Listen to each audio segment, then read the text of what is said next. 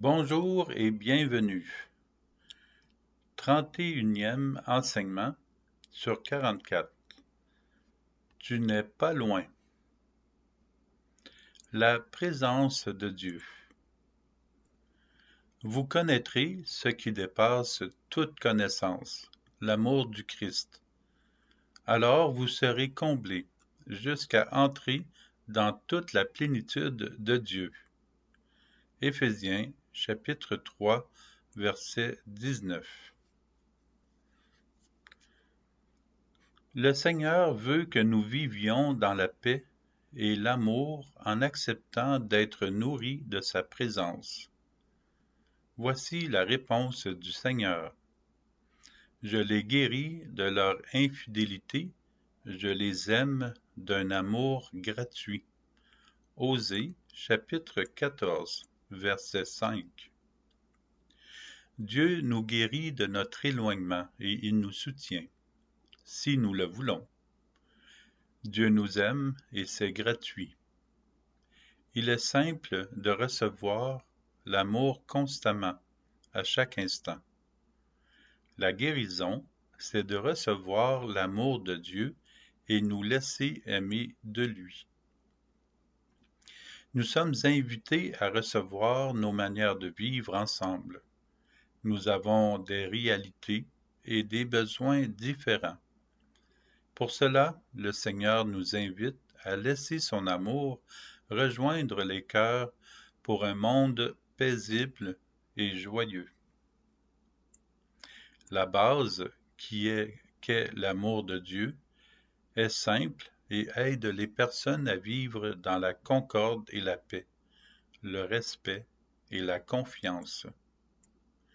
Dans la suite de cet enseignement, nous allons découvrir une surprise qui nous permet de réaliser que même si nous apprenons des phrases et des récits par cœur, tout n'est peut-être pas dans ce que nous avons appris.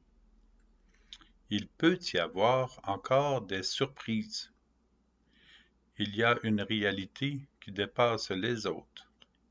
L'amour de Dieu est toujours présent avec nous, toujours premier et gratuit.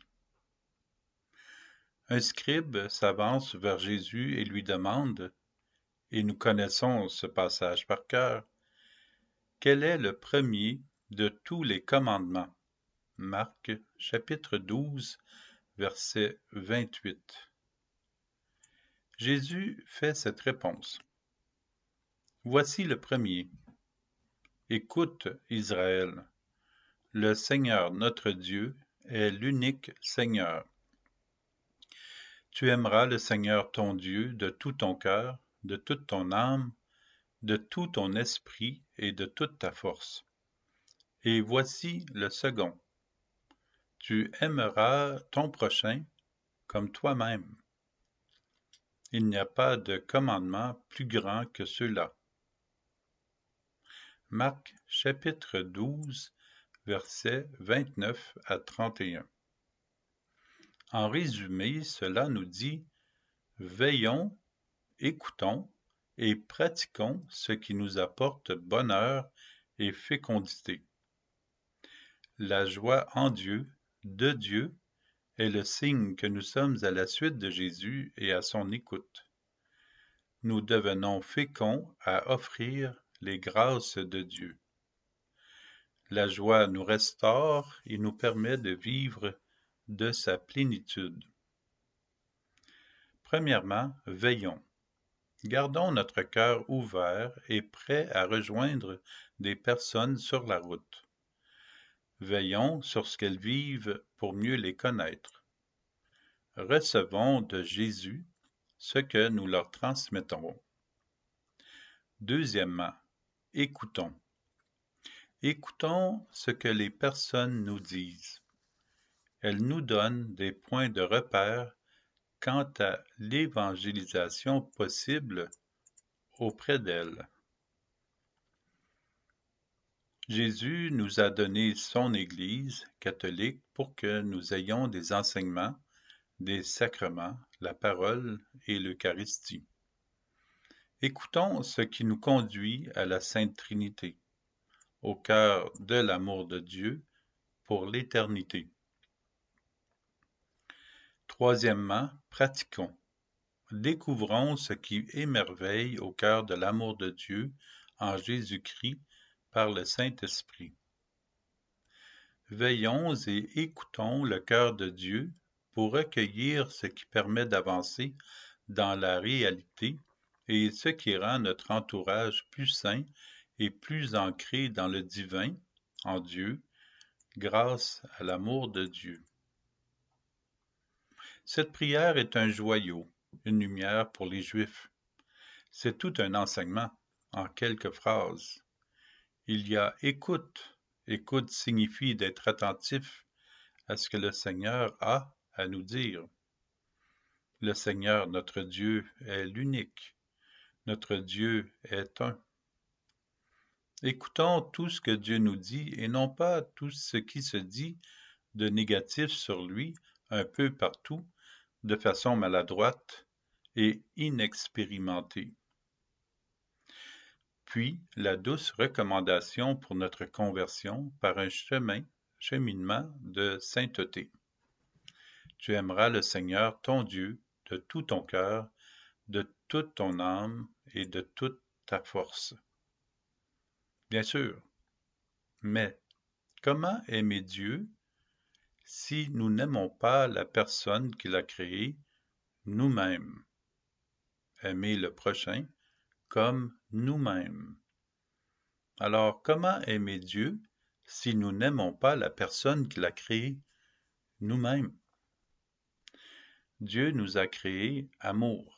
Il nous crée encore en ce moment.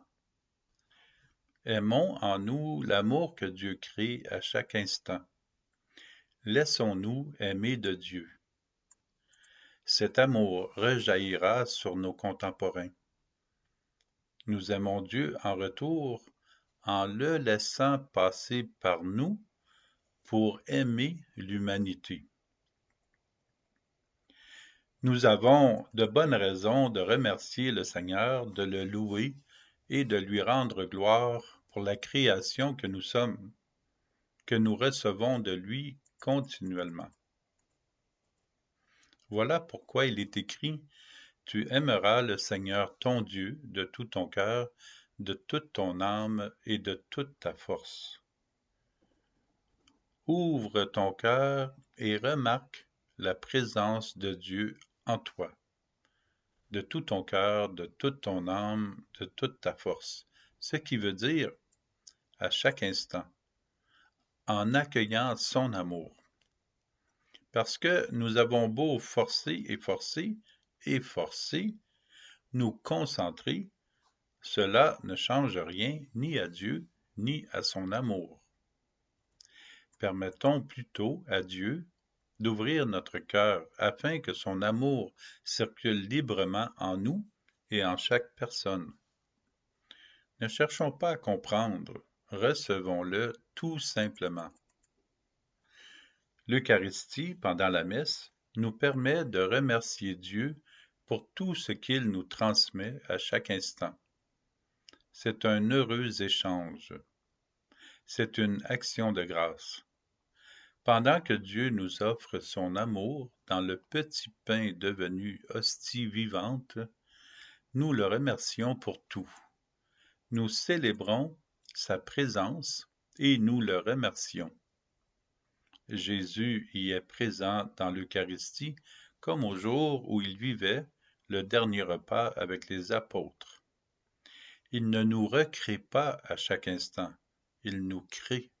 Comme il ne recrée pas l'Eucharistie, il est l'Eucharistie, grâce à sa prière à lui. Ceci est mon corps donné pour vous. Cette coupe est la nouvelle alliance en mon sang répandu pour vous. Faites cela en mémoire de moi. Luc, chapitre 22, versets 19 et 20. C'est cela la puissance eucharistique de l'amour de Dieu maintenant à chaque messe. Ce sont les paroles éternelles de Jésus inscrites dans le présent de la célébration eucharistique. Ce sont ses mots à lui. Un scribe comprend. Fort bien, maître, tu as dit vrai. Dieu est l'unique, il n'y en a pas d'autre que lui. L'aimer de tout son cœur, de toute son intelligence, de toute sa force, et aimer son prochain comme soi-même, vaut mieux que toute offrande d'holocauste et de sacrifice. Marc chapitre 12, versets 32 à 33.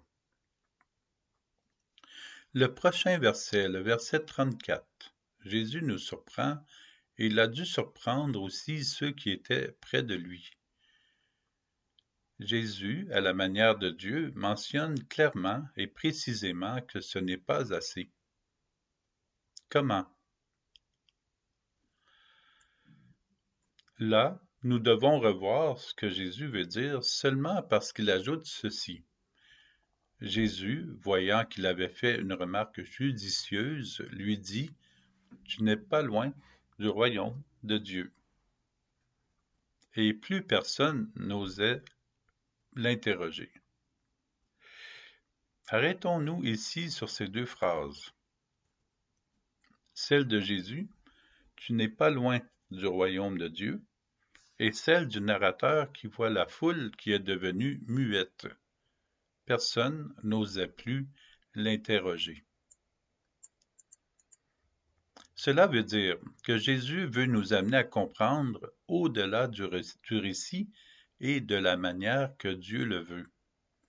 Si ce scribe n'est pas loin du royaume, cela veut dire qu'il n'est pas rendu dans le royaume. Même avec tout cela, il n'est pas rendu à connaître Dieu. Si nous sommes en dehors des murs de la maison, nous ne sommes pas dans la maison. Pour entrer dans la maison, il lui manque encore quelque chose. Surprenant? Très surprenant, ce que Jésus vient de lui dire. Il nous est présenté quelque chose de semblable dans l'Évangile selon saint Matthieu. Le jeune homme lui dit « Tout cela, je l'ai observé, que me manque-t-il encore ?» Jésus lui répond « Si tu veux être parfait, va, vends ce que tu possèdes, donne-le aux pauvres, et tu auras un trésor dans les cieux. Puis viens, suis-moi. » À ces mots, le jeune homme s'en alla tout triste, car il avait de grands biens. Matthieu, chapitre 19, versets 20 à 22. Dans ce texte, le deuxième récit, ce n'est pas Jésus qui le dit cette fois, mais le jeune homme qui avoue qu'il lui manque quelque chose. Que me manque-t-il encore? Et Jésus répond, va, vends ce que tu possèdes, donne-le aux pauvres. Ce qui veut dire, libère-toi de toutes tes attaches, des dépendances du ciel et de la terre, et tu deviendras libre pour me suivre, pour me connaître. À l'analyse, c'est le même récit. Jésus parle du schéma Israël. L'homme lui dit qu'il observe tout cela, mais le jeune homme s'en alla tout triste, car il avait de grands biens. Il ne savait pas comment se détacher de ses biens, autant du ciel que de la terre. Il s'en est fait des dépendances. Voilà, il est encombré d'attaches, d'habitudes et surtout de connaissances, et il ne sait pas comment s'en dégager. Aussi, il ne saisit pas Jésus, ni qu'il peut y avoir quelque chose de mieux que de faire ce que Dieu veut. Dans le troisième récit, maintenant est semblable, la réponse de Jésus est claire et elle nous est donnée dans l'Évangile selon saint Marc, dans le chapitre 10, cette fois. Nous reculons de 2 chapitres. L'homme répondit, « Maître, Tout cela, je l'ai observé depuis ma jeunesse. Jésus posa son regard sur lui et il l'aima. Il lui dit, une seule chose te manque, va, vends ce que tu as et donne-le aux pauvres. Alors tu auras un trésor au ciel. Puis viens, suis-moi. Mais lui, à ces mots, devint sombre et s'en alla tout triste, car il avait de grands biens. Marc, chapitre 10, versets 20 à 22. Nous observons le même message de Jésus et sensiblement la même réponse des hommes. Et Jésus dit encore, et c'est un troisième récit, une seule chose te manque. Que lui manque-t-il comme dans les deux autres récits? Que peut-il bien lui manquer? Jésus nous le dévoile dans ce récit. Jésus le regarde et l'aime. Nous avons depuis des millénaires passé par-dessus cette phrase, ou bien nous ne la voyons pas. Redisons cette phrase puisqu'elle nous remplit de grâce. Jésus me regarde et m'aime. C'est tout et c'est tout. Jésus le regarde et l'aime. Jésus me regarde et il m'aime. Apprenons à nous laisser aimer de Dieu et les attaches, les habitudes, la connaissance que nous avons va laisser place à l'élan de l'amour, à la relation avec Dieu et recevoir l'intelligence de l'amour de la Trinité.